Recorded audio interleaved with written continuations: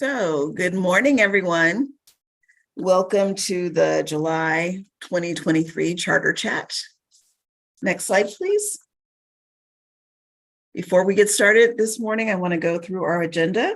We'll do some introductions and, actually, before I go through the agenda, I want to do a little housekeeping. If you are not on mute, could you please take a look at your name at your screen and see if you are on mute. And if you're not, put yourself on mute and stay that way until we go into breakout rooms. If you have questions, you may put them in the chat and we will have time for a Q&A at the end. Also, as you may have noticed, this session is being recorded. However, we're only recording in the main room. We will not be recording in the breakout sessions. So today we are going to remind you of the issues and questions that have come up that we haven't yet gotten answers for. So things that are in the parking lot. We're going to review questions from the field and questions that came up in our June charter chat. We have a guest here today, Brianna Garcia, who is both the Vice President of School Services of California and the Treasurer of CCAP. And she's going to be talking about the budget trailer bill. I'm going to go over a few things from the legislative updates and State Board of Education updates. And then we will have Matt Doherty and Shalu Sharma share some hot topics from program and fiscal. Next slide, please. So in terms of introductions, our team today consists of me, Mifala Fairley, Shalu Sharma, and Matt Doherty. Cynthia Tapia from our team and Michelle Johnson are on vacation. Next slide, please. Pretty much all of the CCAP team, except Brianna, are on vacation. So Brianna is repping CCAP. And next slide, please. So I want to take time here again to ask you to mute yourself if you haven't done that. Also, would like you to rename yourself. So you can see on this slide, there's an example with not my name that says I am going to be in the Central Regional Group because I have a 2 in front of my name. And then after my name, I have the name of my organization.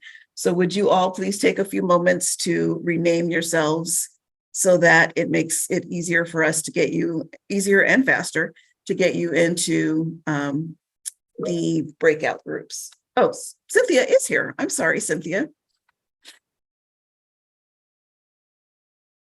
So let's see. Still have quite a few people who need to rename themselves. So hoping that you will get that done. Again, decide if you're going to be in the North, Central, Southern, or non-authorizer partner group. Just as a reminder, if you're a non-authorizer partner, that means you represent a charter school or a nonprofit organization. You are not a charter school authorizer. And so you would be in group 4. Other folks will need to decide what region they'd like to attend and put that number in front of their name and then put the name of their organization behind their name. Next slide, please. Okay, so parking lot. Here is a list of issues and questions that we've got. We've had questions about. We have not yet developed answers for these questions, so they are still on our parking lot, but we are working with the appropriate divisions at CDE to come up with the answers, and we hopefully will get back to you on those sooner rather than later. Next slide, please. Okay, so there were 3 questions that came up either since we last met or in the June charter chat, and I want to share answers with you. So the first question is there funding to support the opioid training program required under SB 10? So the executed budget trailer bill SB 114 took effect upon signature and was signed by the governor on July 10th. And it authorizes public and private elementary and secondary schools to determine whether to make available at their school sites emergency naloxone hydrochloride. or another opioid antagonist, and whether or not they should have trained personnel at their site to administer the naloxone. And then they also need to decide whether they're going to designate one or more volunteers to receive training related to administering the opioid antagonist in case there's an overdose at the site. So beginning with the 23-24 school year, and for each school year moving forward, this bill appropriates $3,500,000 from CDE's general fund to allocate to county offices of education to purchase and maintain a stock of sufficient opioid antagonists for school districts and charter schools within their jurisdiction, and to maintain a minimum of 2 units at each middle school, junior high school, and adult school site. So the CDE has also been authorized to allocate up to $350,000 of funding to COEs for administrative costs related to coordinating the purchasing and maintaining of the emergency stock of opioid antagonists. However, there is no indication in the budget trailer bill that additional funds are available for the training. So in short, yes, there is money available for the naloxone and for training and for the actual naloxone, but not for training folks. All right, so question 2, what should an authorizer look for when attending a charter school board meeting? So attendance at charter school board meetings is considered an oversight best practice. We discussed it at our July material revision training, and participants requested a checklist of what to look for. So that is going to be in the resource page that you get for this meeting. SCCOE has a charter school board checklist that includes looking for things such as the meeting format, whether it's virtual, in-person, or hybrid, and are they following the rules for a virtual meeting. It also includes things like where is the meeting located, was the agenda posted, things like that. So that will be in the meeting resource page, on the meeting resource page. Also, the last question is, are charter schools required to offer transitional kindergarten? The short answer is no. And initially, CDE said that charter schools were required to offer transitional kindergarten, but then reverse course. I can't remember exactly when that happened, but they did reverse course, and TK is not required to be offered at charter schools. And there's some information, FAQ, that will be on the resource page. Okay, next slide, please. So we are I'm going to turn it over to Brianna now, Brianna Garcia from School Services of California, to talk about the budget trailer bill. Brianna. Thank you. Hello, everyone. Hope everyone is having a good day. Thanks for being here with us today. We know it's summer and a lot of people are on vacation. And if you're like us in Sacramento, probably just trying to get away from the heat.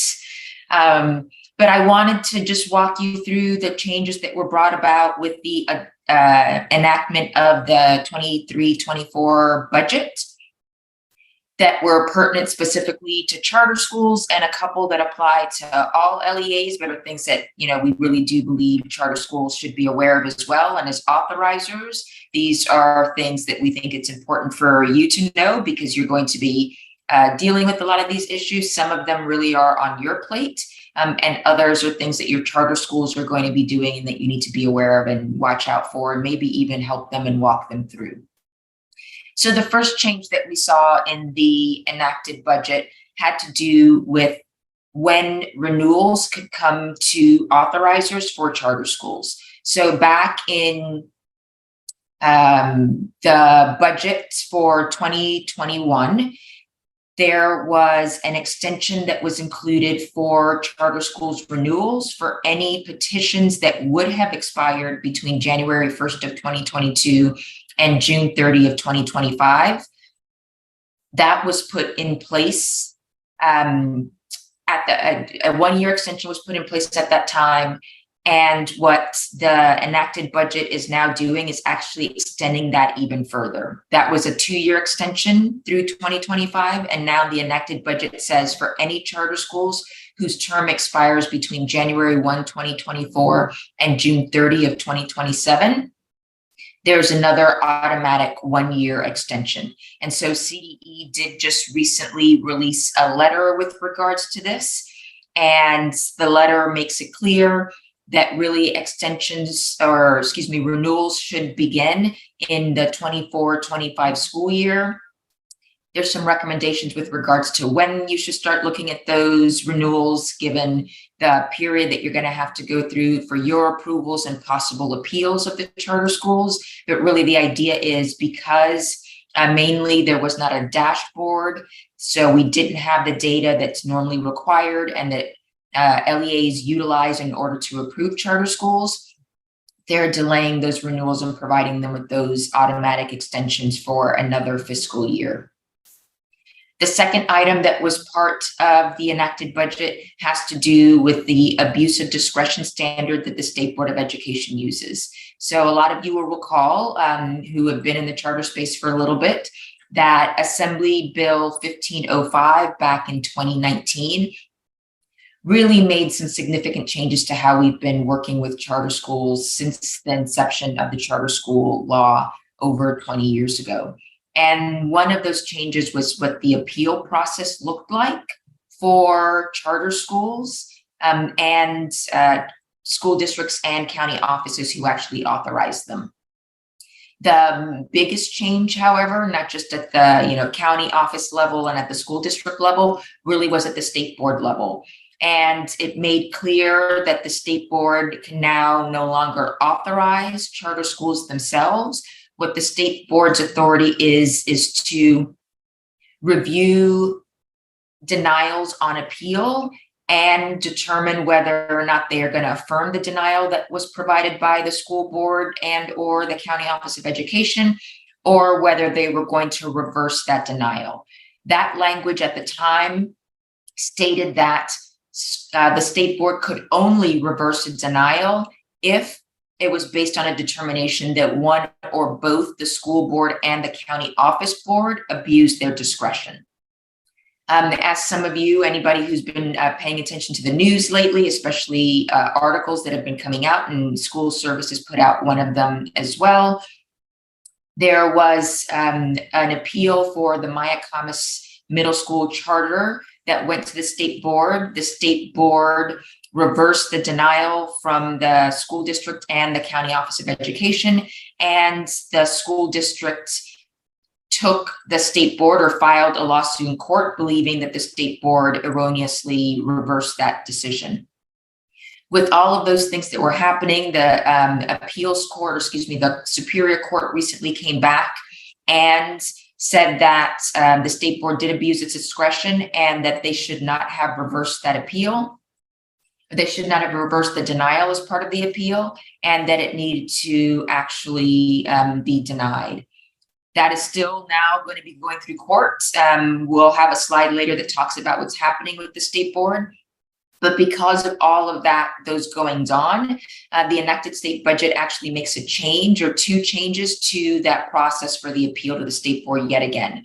And so the first change was there was some ambiguity for some with the language that said that the state board had to determine that either one or both the school district and the county office board of education abused their discretion. And so the enacted state budget simplifies that and clarifies it and states that they have to make a determination that both the school district and the county office abuse their discretion in order to reverse a denial. And so that effectively means that you could have one entity that, or you could have the school district, for example, that denied the petition. The county board of education approved the petition, or excuse me, you could have them both have denied the petition. And when it goes to the state board, they could make a determination that one of them abused their discretion, but the other one did not. And then that means it still they still can upheld, or they still can affirm the board's or the county offices and school boards' decision to deny the petition. And so it really is just coming down to they have to make the determination that both of them abuse their discretion in order to reverse any denial of a charter school petition. The enacted state budget also makes it very clear that an abuse of discretion really is the most deferential standard of review. And the State Board of Education really does have to give deference to the decisions of the local entities when making that determination as to whether or not to reverse the denial of a petition. And so again, this is all still going through the courts. We're going to see a little bit of what happens, but for the moment, even still with what's happening with Mayacamas Charter, the enacted state budget has hopefully put some additional parameters in place that will make this type of judicial review, et cetera, a little less likely as we move forward. Next slide, please. Another change that happened, which probably doesn't really affect a lot of the charter schools that you're dealing with. But again, if you recall, there were changes that were put in place with Assembly Bill 1507, where with regards to the geographic locations of charter schools, including their satellite spaces, other locations, etc. And so because of that change, there were a lot of charter schools that had separate locations in other counties or other school districts that had to put in petitions to have separate charter school petitions and separate charter schools approved for those locations. And it required the creation of various definitions in order to ensure that those charter schools were still treated as charter schools that had been in operation, and charter schools that had to split up, and there were a lot of different things. And so there were some definitions that were put in place in order to help deal with that.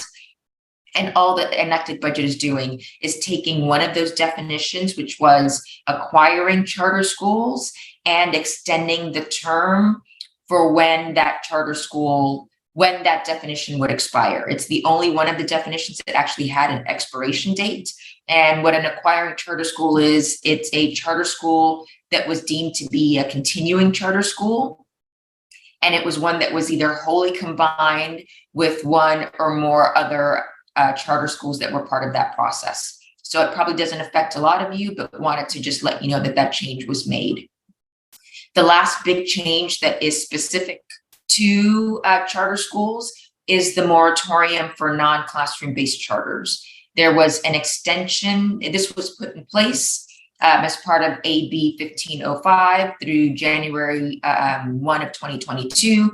The 21-22 enacted state budget extended that through January 1, 2025, and the enacted budget extends it by another year through January 1, 2026. And it provided this additional time in order for the LAO, the Legislative Analyst's Office, and the Fiscal Crisis and Management Assistant team to actually study funding determinations for non-classroom based charter schools. And then they actually have to provide a report to the legislature, Department of Finance, CDE, and to the State Board of Education with regards to their findings. And I would imagine their report will bring about some changes to how that process works moving forward. Next slide, please. The other change that was more global, this is affecting all LEAs, but again, we wanted to make sure that you guys were aware of this as it pertains to charter schools, because it is language that was actually amended in the charter school law and the charter school section of the education code. These are changes with regards to the local control and accountability plan.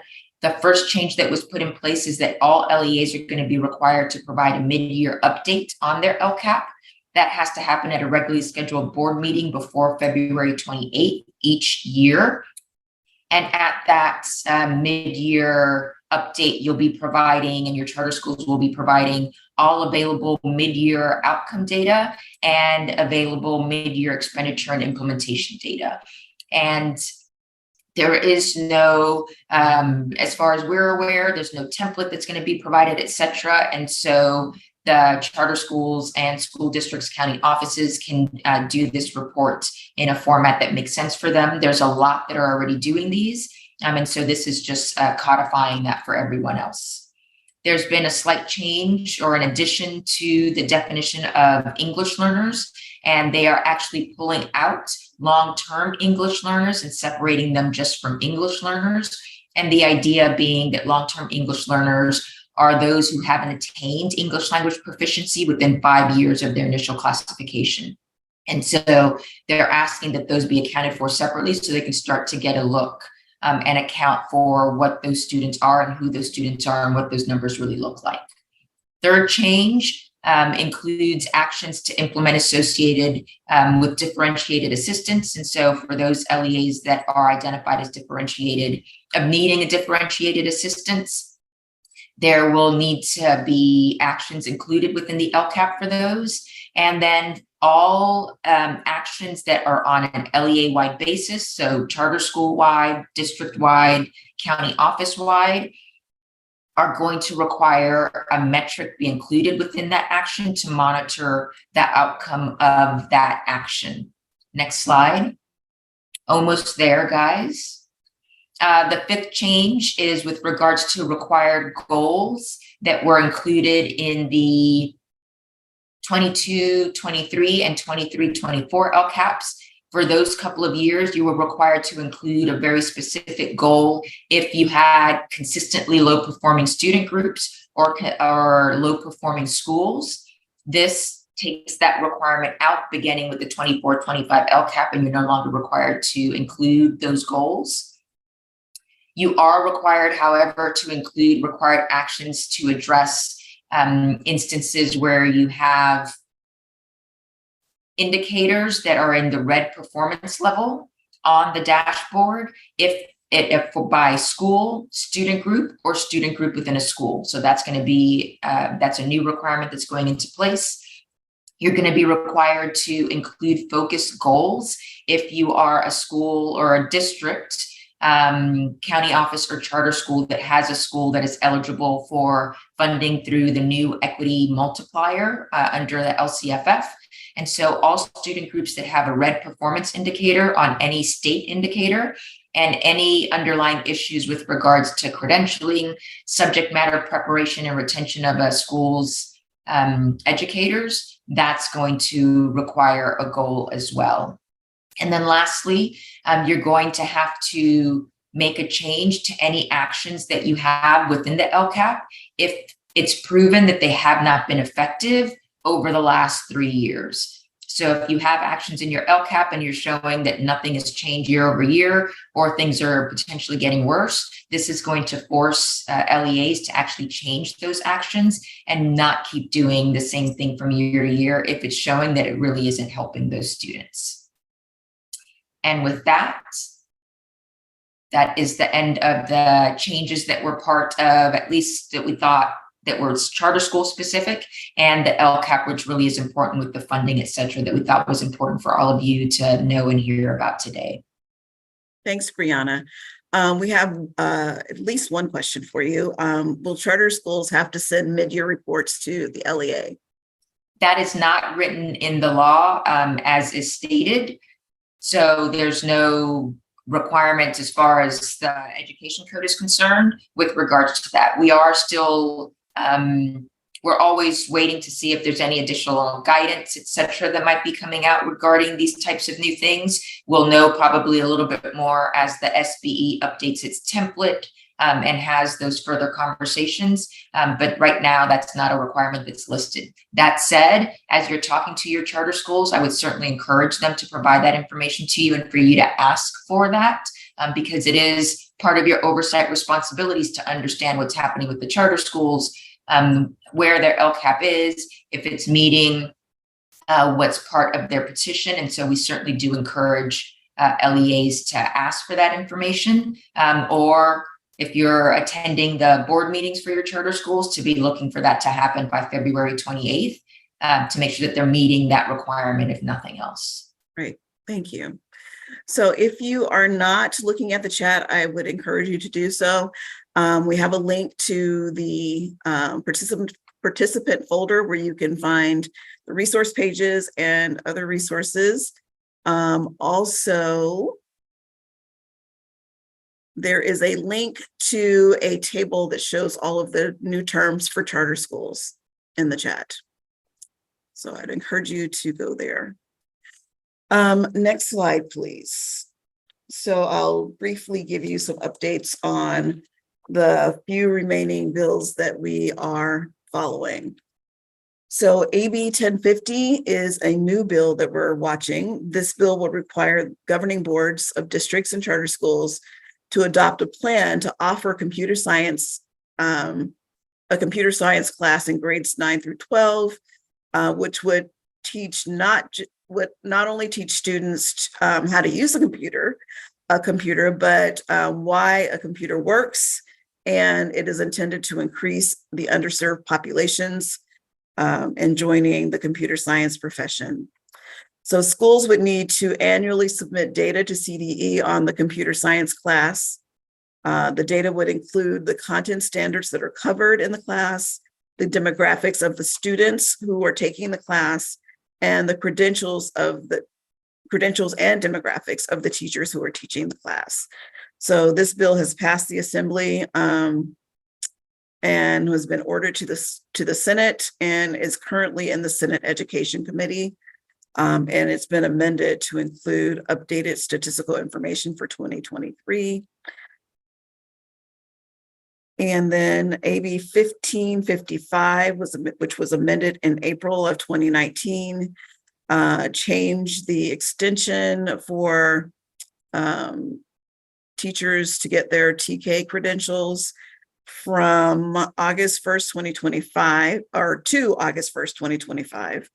And it passed out of the Assembly floor and onto the Senate Education Committee and is there for second reading. And I think that's calendared for June 27th. And then finally, SB 10 moved out of suspense and passed from appropriations and passed out of the Senate and moved to the Assembly Education Committee, or I'm sorry, Education Committees on Education and Health. All right. Next slide, please. Quick update on the State Board of Education. So the State Board met on July 12th and 13th. The agenda included consideration of non-classroom-based funding determinations, the approval of new state math framework, and discussion of adjustments to cut points on the chronic absentee indicator. And that will actually be finalized at the September meeting. The appeal of the denial of a new charter petition was pulled from the agenda by the petitioner. Also, there was an item to set aside the State Board of Education's decision to overturn the denial of Maya Kamas. This item was also tabled due to Maya Kamas appealing the court decision and creating a stay until the appeal is heard. And let's see, I see a question or something here. Oh, and before I go to that question, the next advisory commission on charter schools will meet on August 8th. So, Neil, in the event that a county authorized renewal petition is denied and appealed by the SBE or to the SBE, I assume that the SBE will only be looking for abuse of discretion at the COE level, given that the district had nothing to do with this process.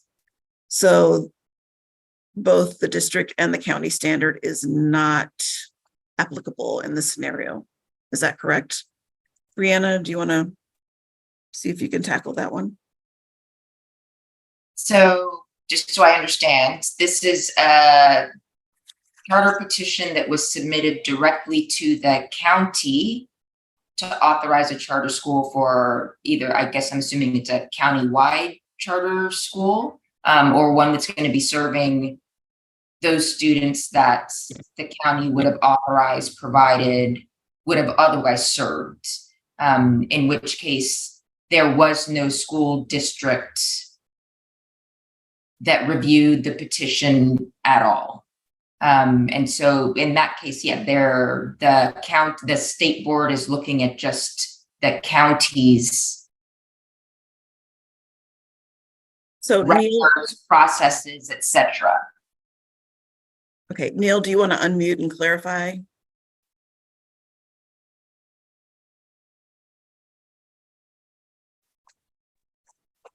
Okay, can you hear me now? Yes. I suppose a countywide benefit school could be one scenario, but COEs authorize many petitions that were originally denied at the district level, right? And so they live within county oversight and county authorization. Those come up for renewal. And when they come up for renewal, sometimes they are met with a denial. Those could be appealed to the SBE. While the district denied them, in their initial startup phase, the district hasn't been involved for however many terms they've been authorized by the counties. I'm really talking more about that scenario since countywide benefits are pretty rare animals. But I think it's relatively clear. I just wanted to confirm that, if the district's not involved, clearly the SBE can't expect an abuse of discretion there. Correct. Yeah. If the district isn't involved in the process at all, then there's nothing for the state to look at in that instance. Okay, thank you. And so there's a question here also about AB 1054. How soon do charters need to add the computer class, science class? At this point, charters are not required to add the class because the bill has not been passed. We're just watching this bill to see if it will be passed, and if so, if there are any amendments. And so I'm not sure if when the bill is passed or if the bill is passed, I'm assuming we will know if it starts, like in January or July or when it will start. And thanks Allison for adding the text for that bill. Okay, next slide, please. Before there's another question in the chat, I Okay. guess I was a clarifying question. Charter schools identified for DA will not be able to receive DA support for their authorizer, right? I think that goes with the Brianna's presentation. I would say they obviously, if the authorizer wants to have that conversation and work through it with them, the authorizer could. There's nothing preventing it, but they're not the ones that are required by law to provide that differentiated assistance. That is county offices that are required by law to provide that assistance if a school district, or excuse me, if a charter school is authorized for DA. And we can, Allison, maybe also follow up on that question. All right, so here is another reminder to rename yourself. And it looks like I'm looking through the list of participants. It looks like everyone has renamed themselves, so we appreciate that. Next slide, please. All right, so we're going to move on to hot topics. And we're going to have Matt up first talking about hot topics related to program oversight. Matt. Thank you. Starting, next slide, please. Thank you. Starting first with renewals. On July 21st, 2023, the CDE sent a letter to superintendents and charter school administrators providing guidance on the one-year extension for charter school terms under Budget Trailer Bill SB 114. The California Department of Education has automatically updated charter school terms impacted by this extension. To view the expiration date of a charter school, visit the charter school database. That'll be linked in the resource page. The letter also stated, with the extension of an additional year to charter schools' terms, no charter renewals should be heard before fiscal year 2024-25. All renewals are expected to be initiated at the conclusion of the year, immediately preceding the final year of the charter school's term. The CDE recommends the process begin with sufficient time for appeals, if needed, before the charter term has expired. Moving on to Williams visits. Although most authorizers do not need to do anything for the Williams visits this year, it is a good idea to know that county offices are gearing up for the annual Williams visits again. Williams visits started including charter schools last year with the advent of a new Williams list. Many charter schools were added to the Williams list due to having more than 15% of their certificated staff not having a preliminary or full teaching credential. Schools could also end up on the Williams list if they were in additional targeted support and improvement, ATSI, or Comprehensive Support and Improvement, CSI. When the ATSI and CSI lists came out this year, many schools were added to the list because of chronic absenteeism due to COVID attendance requirements. By adding the additional ATSI and CSI schools to the Williams list for 23-24, the number of schools which would be visited grew exponentially. Therefore, in the budget trailer bill, EC 1240 was amended such that the list developed in 2021-22 will be utilized for 2023-24. A new list would be generated for 2024-25, and again, every 3 fiscal years thereafter. Next slide, please.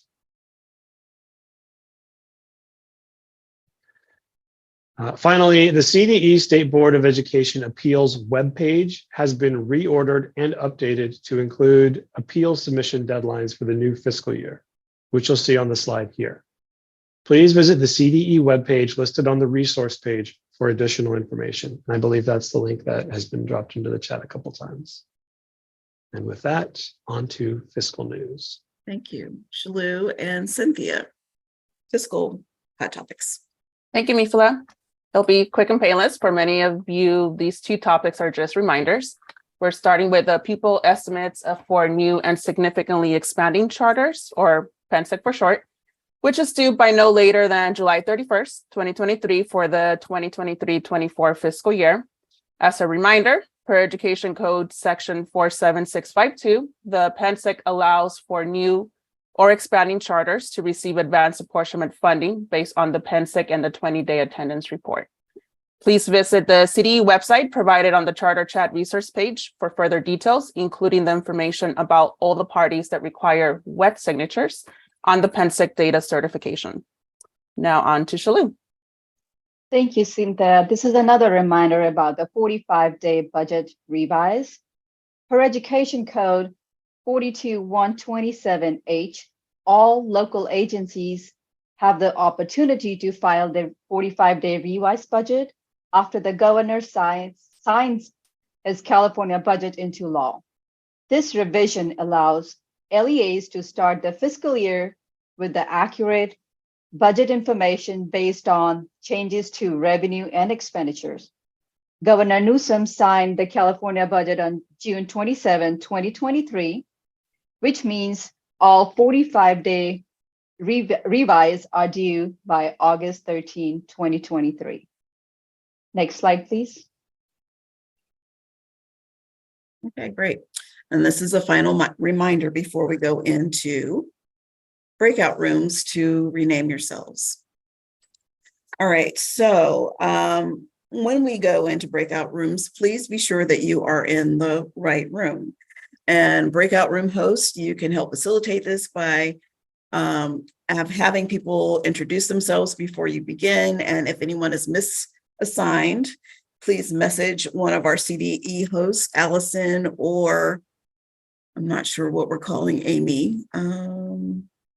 So Allison, just message Allison Ball, and we can make sure that everyone gets to the right room. So our breakout room host, next slide, please.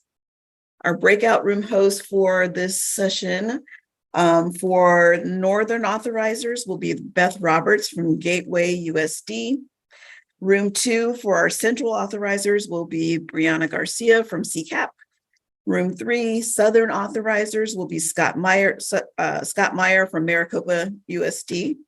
And I will be the facilitator for non-authorizers in room 4.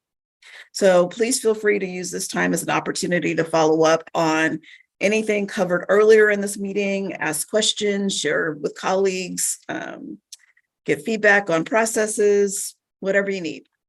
And then we'll have a time to debrief at the end. So please make sure that you take notes and are prepared to just share briefly what you spoke about and any questions that need to be followed up on. At this time, would someone please drop into, it's already there, into the chat, the link to the Jamboard.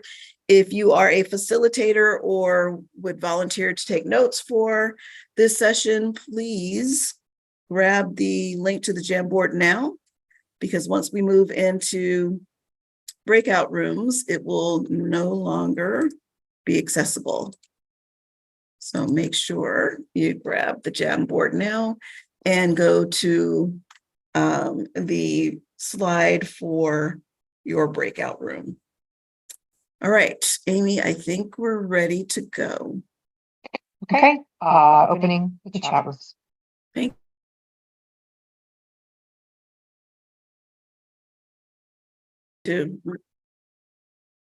So I think everyone who's going to rejoin is back. So I would like to have each group kind of debrief what they talked about in their breakout room and share with us whether there are any questions that need to be followed up on. So I'm going to start with Beth from room 1. I'm going to defer mine to Nate Fairchild. He's going to speak out for us. And Nate says he's unable to unmute himself. I can now. A moment ago, I couldn't. So somebody must have clicked the right button. Thank you. So the North group, wow, we had a lot of people. It was great. A lot of conversation. We had a few topics. One of them was about when are we going back to high, medium, low performing? And I think the answer we came up with is we don't know for sure, but we expect that with the release of the next dashboard and looking at when renewals can start again, that by then we should be using the high, medium, low. Would you agree with that? That's my understanding. Okay. So that was one topic. And then I can't read this one. I'll make it bigger. Yeah, the topic came up again about cutoff dates for when charter schools can renew.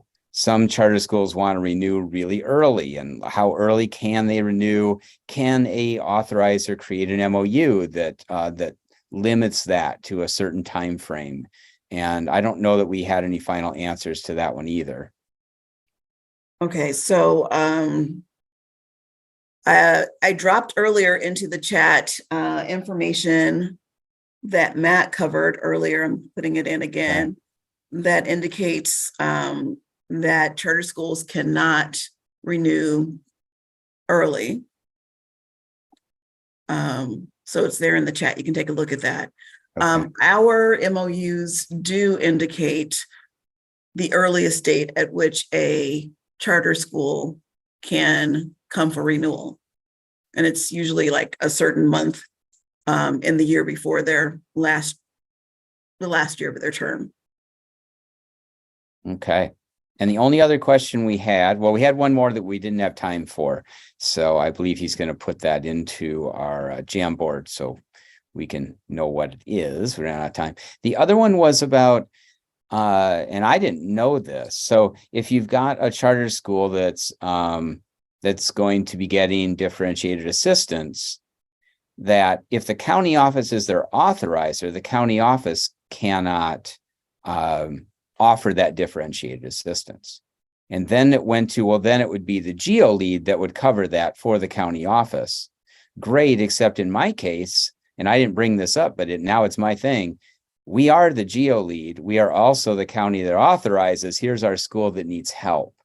And so we were wondering, could a local county in the region support that? Do we need to go to a GEO lead of some other region? How do we get those folks the DA that they need? And Okay. we Did you put that on the Jamboard? Is that one is not on the Jamboard, but I will put it there. Great, thanks. So we can get an answer for you. Perfect. That's All all. right. Is that it for your group? Unless, was there anything else from my group? Did anybody want to speak out to that? Anything I missed? I think you covered everything, Nate. Thank you. Thanks, Beth. Great job facilitating. Appreciate Yeah, it. thanks, Beth and Nate. All right, room 2, Brianna. So I didn't do as good a job facilitating, and I didn't pick somebody to share out for us, so I guess I'm doing it. We covered 2 of the same topics that Nate just mentioned. The first one being the language that you just put up, Mafula, talks about that a charter should not, or that a renewal should not be heard before 24-25. And the question really was, how strong is that should? And Sandy was kind enough just to reference us, not that we have a definitive yes or no, but to reference to some education code language and realize that, the language is silent about a charter school renewing, but all of this really is the language that CDE provided is, she was arguing that it's strongly recommended that they not renew early for a couple of reasons. One of them, and which is the reason that they put the extension in place in the first place, is because the data is not there. And so that's going to make that renewal difficult.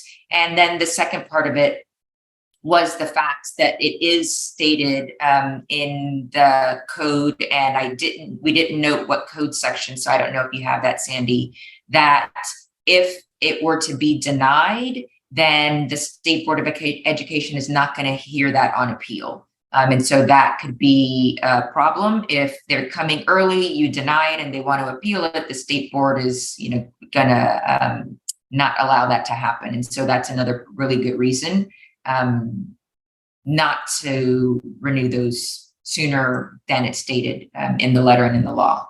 And we also talked about that the status of, when that's going to return for low, medium, and high. And in order for that to happen, you need the full dashboard. And yes, that the anticipation is that the full dashboard will come back, the status and change portions of it, because we'll actually have 2 years of data, which last year wasn't there, which is why there was only a status.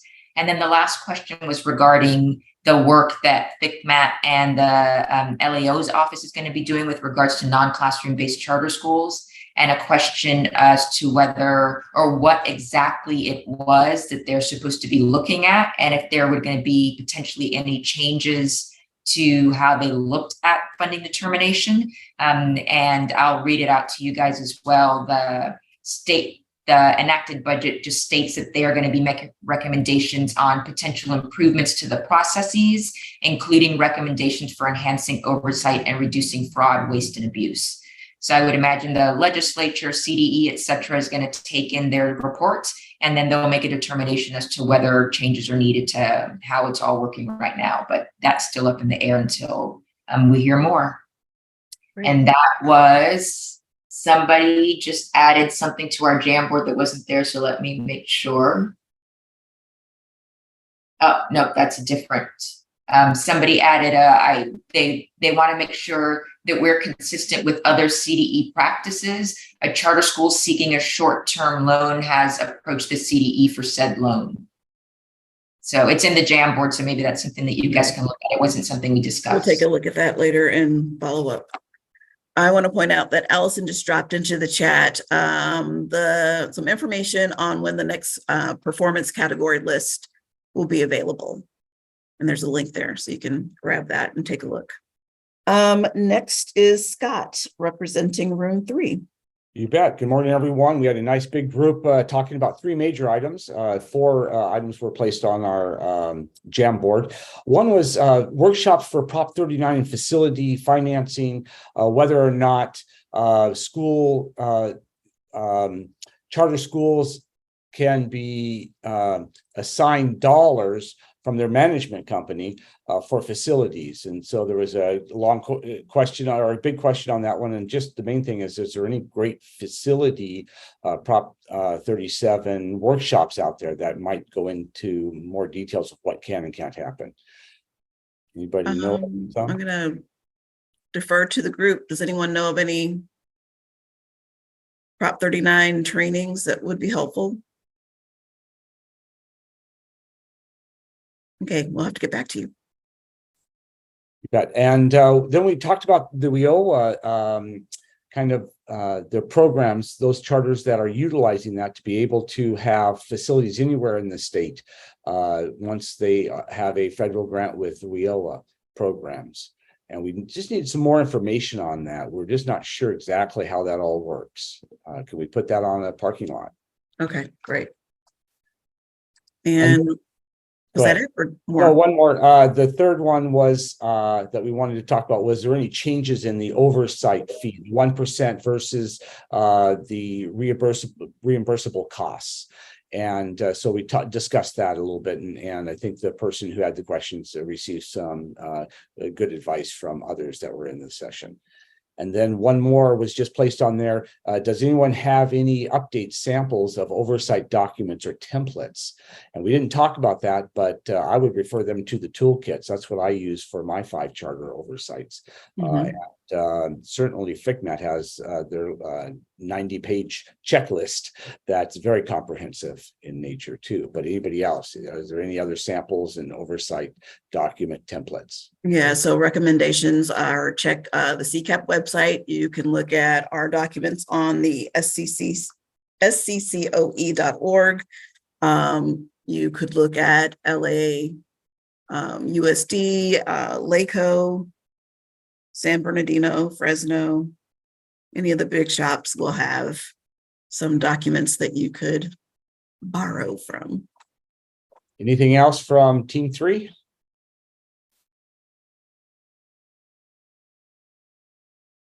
Okay. So the last group was room 4. We were the non-authorizing partners. Many of the topics that we discussed were the same. We talked about whether or not charter schools can submit early renewals before 23-24 or 24-25, whichever the year is.